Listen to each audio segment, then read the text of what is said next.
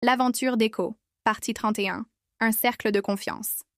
La vallée avait changé et ses habitants aussi. Ils se déplacèrent désormais non seulement avec espoir, mais avec une nouvelle force tissée étroitement, entre les mains d'un chien dont le courage silencieux s'était répandu comme un feu sur les collines. Chaque aube, Echo se levait avec la brume, prêt à patrouiller les champs et les coteaux. Il marchait aux côtés des bergers guidant leurs troupeaux vers de nouveaux pâturages, le museau au vent, toujours attentif aux moindres sons ou parfums. Les villageois commencèrent à le croiser sur les sentiers, le saluant comme un compagnon de confiance, leurs visages éclairés d'un mélange de soulagement et d'admiration. Mais ce n'était pas seulement son courage qui captivait la vallée, c'était la confiance qui l'inspirait. Un jour, Daniel vit une mère appuyée sur le cadre de sa porte, hésitant à envoyer son jeune fils chercher de l'eau.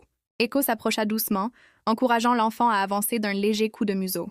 L'enfant s'arrêta, puis s'avança avec assurance, suivant le chemin tranquille tracé par Echo.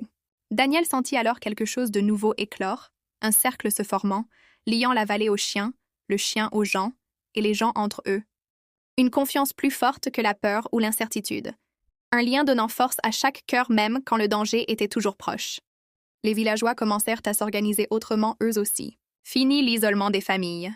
Ils se rassemblaient au crépuscule pour partager histoire, repas et veille contre les menaces d'ensemble. Echo s'asseyait souvent en silence parmi eux, phare calme dans la lumière grandissante de leur unité. Un soir, le voyageur s'approcha de Daniel, son manteau usé serré contre le froid. « Je n'aurais jamais imaginé qu'un chien pouvait accomplir ce qu'il a fait ici, » dit-il avec gravité.